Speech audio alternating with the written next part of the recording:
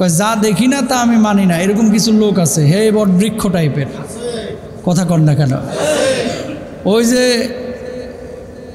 মুক্তমনা নাস্তিকরা বলে না, হে বটবৃক্ষ ক্ষমা করে দিও আমারে, যে তোমার নিচে কোরআন তেলাওয়াত করা হচ্ছে, আমরা কিছুই করিতে পারিলাম না।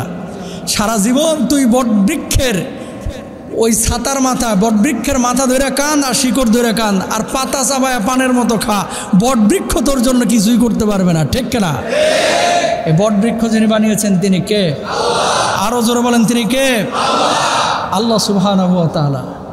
গাছের পাতাও নড়ে না, গর্তের পিপিলিকাও গর্ত থেকে বের হয় না। সুবহানাল্লাহ বলবেন। এখানে একটু মিষ্টি শিরা ফেলায় রাখেন, অথবা জিলাপি আসলে এখানে একটা টুকরা ফেলায় রাখেন। আরে মাইকে ঘোষণা করা লাগবে না, বাইতুল মামুর জামে মসজিদের ইমাম সাহেবের সামনে মসজিদের লাঠিটা যেখানে রাখা আছে, সেই লাঠির পাশে এক টুকরা 2.5 প্যাচের জিলাপি ফেলিয়ে রাখা হইয়াছে। সুতরাং পিঁপড়া মহোদয়রা যে যেখানে আছেন, আর দেরি না করে এই জিলাপির আমন্ত্রণে আপনারা অংশগ্রহণ করুন। আপনি এলান দেওয়া লাগবে না, মামুরা অটোমেটিক খবর একা একাই পেয়ে যাবে। এই যে জিলাপির নিউজটা পিঁপড়ার কানে পৌঁছাইছে কে? বিবিসি বাংলা। জোরে কন, কে? আল্লাহ। এখানে জিলাপি আছে, আপনি ঘ্রাণ পাইতেছেন না, আর ওই মনে করেন মসজিদের ওই যে চিপা চাপা থেকে কিন্তু ঘ্রাণ পেয়ে গেছে।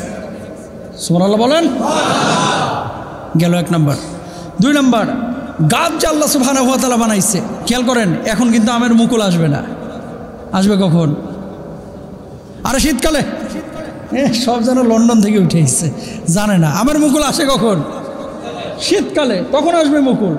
এখন যদি আল্লাহ নিয়ন্ত্রণ না করত, গাছ যদি নিজেই নিয়ন্ত্রণ করত, তাহলে মুকুল একটা আম গাছ আষাঢ় মাসে আইতো, আর একটা আইতো ফাল্গুন মাসে, আর একটা কইতো না এই বছর ভালো লাগতেছে না, আমি আর আইতাম না। কথা বলেন ঠিক কিনা? তো ইশারা কার? এবার আপনারা বলেন, আপনার আমার মালিক যিনি তিনি কে? খাওয়াচ্ছেন যিনি তিনি কে? পিঁপড়াগুলোকে নিয়ন্ত্রণ করছেন কে? ডক্টর ইউনূসকে প্রধান উপদেষ্টা বানানোর যিনি তৌফিক দিয়েছেন তিনি কে? আল্লাহ সুবহানাহু ওয়া তাআলা। দেশটাকে নতুন করে স্বাধীন করলেন যিনি তিনি কে? ছাত্রদেরকে শক্তি দিলেন যিনি তিনি কে? গোলামি দাসত্ব হবে কার? আল্লাহর জমিনে অনেক মানুষ আল্লাহর খায়, আল্লাহর পরে আল্লাহর দেওয়া গোলামি স্বীকার করতে চায় না, নেতার চামচামি করে অনেক লোক আছে না?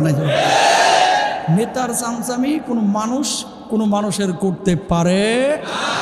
এই আয়াতে কারিমে আল্লাহ সুবহানাহু ওয়া তাআলা একটা উপমা দিয়েছে।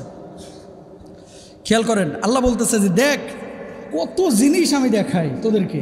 এই তাকান, সূর্যটাতে আজকে উঠে রয়েছে মাথার উপরে। কোনোদিন দেখছেন বাংলাদেশে যে রাত 10টার পরে সূর্যটা এই অস্তমিত হয়েছে? কেন? আল্লাহ বলছে যে বাংলাদেশ, ভারত, পাকিস্তান, আফগানিস্তান, এখান থেকে 6টার বেশি থাকিস না, ঘুরে অন্যদিকে চলে যাস, আমেরিকার দিকে। কথা কোনটা কেন? আল্লাহ কিন্তু বলেন নাই।